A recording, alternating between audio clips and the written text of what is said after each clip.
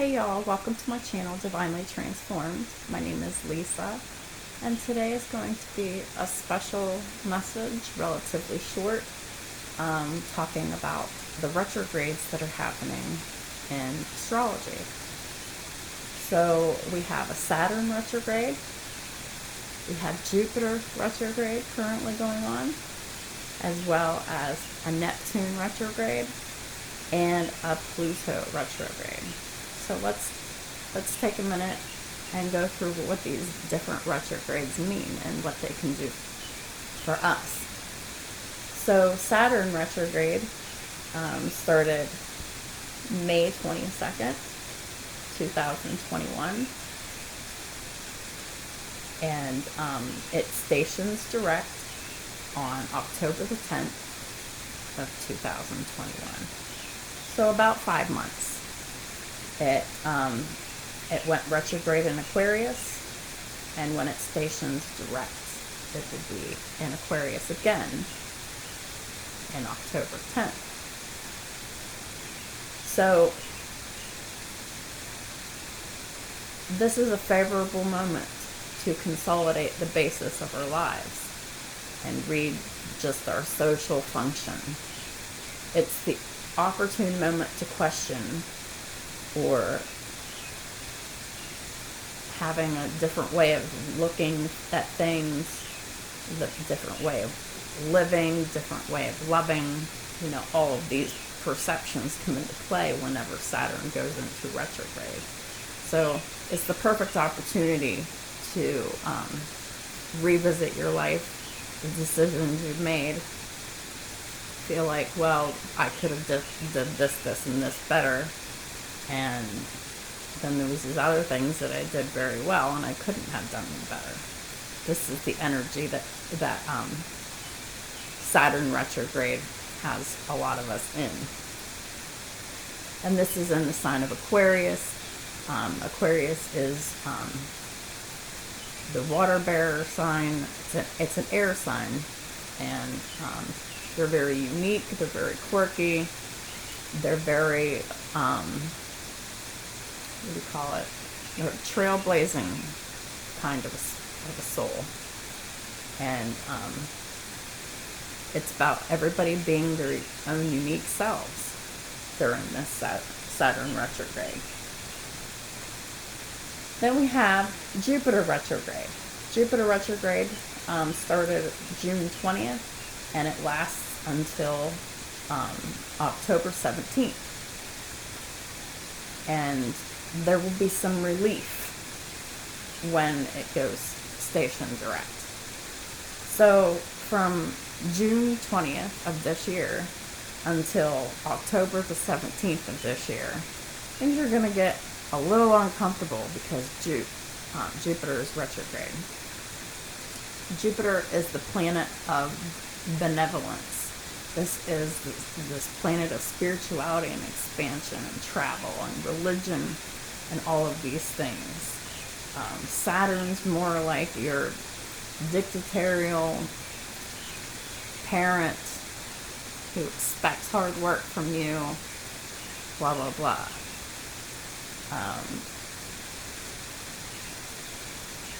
But Saturn's about learning your karmic lessons, and Jupiter is sort of like that too, but Jupiter is a lot more forgiving than Saturn is. Saturn just deals out karma. Jupiter just says, I forgive you. But when Jupiter stations direct in October, things won't seem so crazy anymore. Things won't feel like they're in a whirlwind or in a tizzy, or things won't feel like the emotions are running high anymore. It'll be a lot calmer of a state when it hits to be around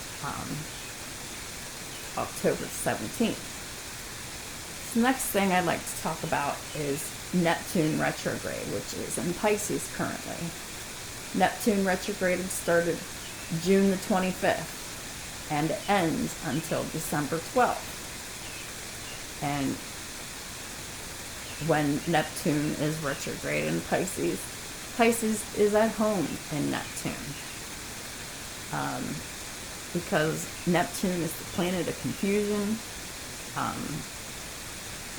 mental health crazy, just any kind of mental health issues, any kind of psychic abilities, and even beyond psychic abilities and into crazy town.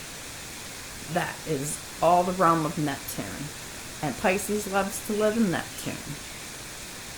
Pisces is very go with the flow type energy. They're not very bold people, but they often do bold things without saying bold things. Pisces are known for unconditional love and radical forgiveness of others. And if they're not, they're the exact opposite. They're mean, they're hateful, they're picky. Pisces people generally tend to want to hermit away from people. Pisces and Virgo are on opposite ends of spectrum there, but they both have one thing in common. They both love to be in their own energy a lot. They require their own living space, they require their own room, whichever the case is. Pisces has to have their own space to sleep in, if nothing else. But with Neptune retrograde in Pisces, it invites us to focus on our deep desires with introspection and self-reflection to bring about emotional self-perception in a dreamy way to re-establish yourself. This is about bringing manifestation back to the mind. These are major energetic shifts I'm talking about. And these energetic shifts are for radical changes in your life. This is a time for creativity and self-expression. But things aren't always as they seem. Right? Whatever you think about, you bring about. If you're thinking about positive things that are attached to negative emotions, it's going to be a mixed bag for you. Whenever you're manifesting, you think of it, you dream it, you feel it. You have to feel those feelings, or else things are going to get wonky when it comes to manifesting. The new moon's coming up on Saturday. It's the perfect time for manifesting. Saturday the 10th. I will be off grid. I will not be doing anything on the computer this weekend. And it will just be me and God working together in harmony and unison. One, so I can manifest my future. And two, so that I can manifest a future helping y'all. And the downloads that I'll need to receive from all of that. So, you won't be hearing too much from me this weekend, but I guarantee you it'll be for the best results. God's really been dealing with me in my personal time. I've been doing a lot of work on my emotions and a lot of work on shifting thoughts and making decisions that are good for me. I've had lots of time to reflect on everything that I've been thinking of and planning and dreaming, and I'm going for it. And then whenever I do what I do, I will show you exactly what I did so that I can show y'all how to do it too. Then lastly, I want to talk about Pluto retrograde in Capricorn. Pluto retrograde, a lot of people talk about it, but I really feel that people misunderstand the energy of the Pluto retrograde. Pluto retrograde this year started on April the 27th, and it lasts until October the 6th of this year. This gives us unconscious power, the power to transform ourselves. But we have to go with the flow in order to do it. When Pluto retrogrades, you have the opportunity to analyze your emotions, face your fears, identify traumas and your blocks, and explore conscious sexuality and accept yourself as you are. Those are amazing things. Absolutely. To be able to analyze our emotions, to face our fears, to identify our traumas that are holding us back from this life and other lives, blocks, sacral chakra blocks, any kind of chakra blocks, and being able to explore conscious sexuality, be able to have sex with someone else who is also very spiritually minded, and they are not the kind of person that would be just going and having sex with just anybody. This is someone who's responsible. So we need to accept ourselves as we are, accept that our desires are a part of our normal day-to-day function, and that we will get the desires of our hearts added unto us. We just can't lose faith and hope in what we want and what we're attracting. Because we certainly don't want to be attracting a broken person of any kind, like broken-hearted, broken-minded, broken-willed, whatever. Because these are weak people that we don't need to attract in our lives. We want someone who is solid and good and dependable on their own, without needing anybody's help for anything. They want someone there, not because they're lonely, because they have a lot of love to give and share. And that is the reason why I'm impressing upon you my motivations as well, so that whenever I do attract a loving relationship into my life, that it will be because I've healed the broken parts of myself. And if I am attracting people that are still like this, that means I still have some work to do on myself and how I feel inside about the past and the things that have happened, and more processing just might need to be done. But it's important to completely heal and move on from a situation before you start a new one. Capricorn, like I said before, Capricorn is the planet of Saturn. Saturn rewards you with hard work well done if you do the work.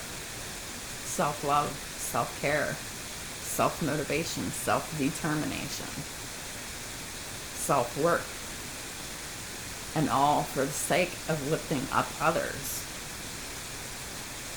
You're not on your own.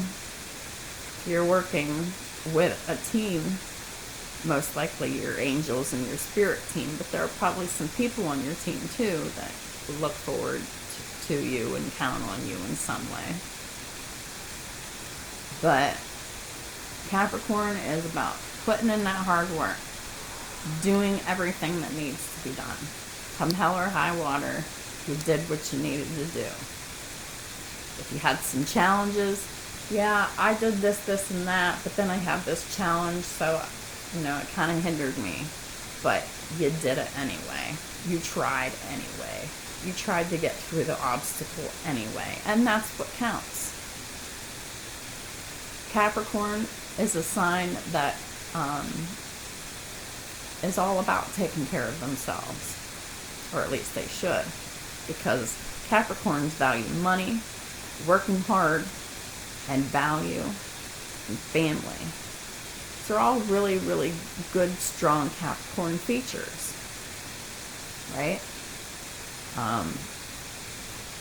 And if you feel very strongly enough about them, Capricorn will take very good care of themselves. They will make sure that they're always on par, looking awesome, feeling beautiful, magnetic, and on top of their shit. Mentally as well. I have known many Capricorns that were on top of it, and they got it. But when you get a Capricorn that is in low vibrations, those people are lost until they're able to transform and wake up. So I love the energies of Pluto, and I will keep saying that until the days are longer and the cows come home. I love the energy of Pluto. Pluto will come and it will wreck your life if your life is not being lived the way that you're meant to live it. It will come and it will destroy everything that you built to give you something better. But they're not just going to give you something better. They're going to make you work for something better. They're going to make you think your way out of it. Learn new skills. Do new things. Go about yourself in a brand new way. These are the energies of Pluto to put behind the mask of the old self. And wear the face of reality. Be optimistic, yes. Optimism is important. But pessimism is no more. And sometimes reality and pessimism can sometimes be the same thing depending on how you approach it. But from now on, it is about faith, hope, love, conquers all, and forgiveness. Anything else is under par. None of it's necessary. If you don't have unconditional love for yourself, unconditional love and forgiveness for yourself and for others, you can have a long, hard road. And then whenever Pluto takes things away from you, there will be pain, and there will be more and more and more and more pain. Pluto wants us to think about, what is it that is happening in my life? Why are my foundations not solid? Because if they were solid, I wouldn't be losing my house, my dog, my car, my kids, my job, whatever the case is for you. Could be one thing, could be many things, it could be all of the above. But for you, what is it? And what is it teaching you? It's not to teach you pain, but aside from the pain, what is it teaching you? Did you fail to learn something? Did you fail to notice something? Did something happen that you swept under the rug and disregarded? There's a number of things that you can go and you can backtrack on. What is Pluto taking away from me? What does it teach me? Well, for me, well, I've lost a lot of jobs, I've lost a lot of houses, I've lost many children. This is not, my personal cry, sob story, but I'm just saying, none of the jobs were meant for me. The only jobs that I had were jobs that I had to have in order to survive, and they didn't last long because I was off to another job. Homes, they came and went. I don't even know how many times I moved in my life. It doesn't matter anymore. You move once, you can move whenever you want to or need to. Personally, I prefer not to be moving again, but I'm moving again, and I don't care, because that's just what's called for. Because the towers keep happening where I'm at, and I'm not sharing those tower energies anymore. I'm not going to let it affect me anymore because of the space that I'm currently sharing. So then that leads us to the last tower, is accepting yourself, protecting yourself, and living in your truth. The mask's off. Not being afraid to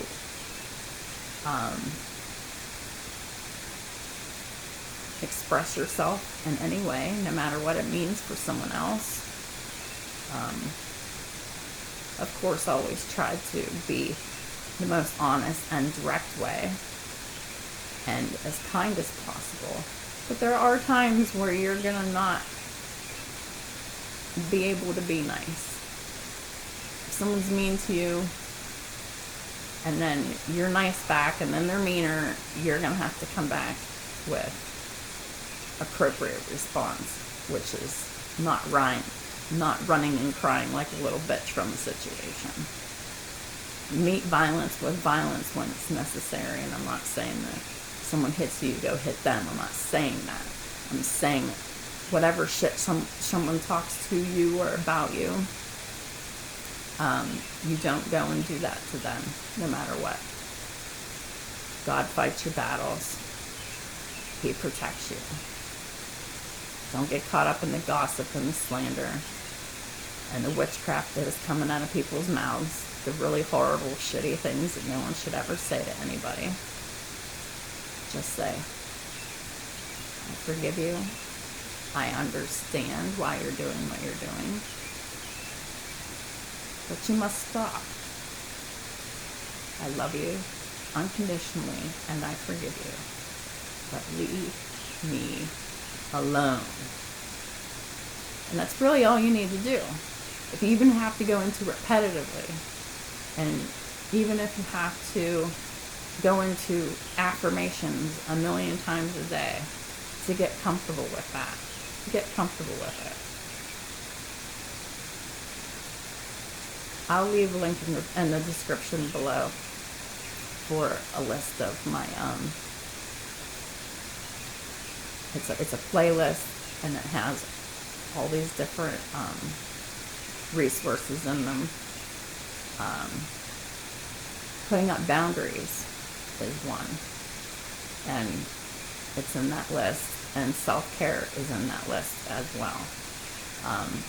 I implore you to look at least those two videos in that playlist, since we're talking about self-care and having boundaries. I am going to go ahead and leave the video here. It's getting long enough, and I have to get to work on time. But I really just wanted to leave you with a little bit of astrology, a little bit of stuff to think about in the days moving forward, and we will have more talks like this very, very soon, now that I actually have a way of recording quality videos now. I am just so deeply appreciative of my new laptop that I got. Well, it's not new, but it's new to me. And I appreciate it to the bottom of my heart, to the depths of my feet. Thank you. I'll talk to you all soon.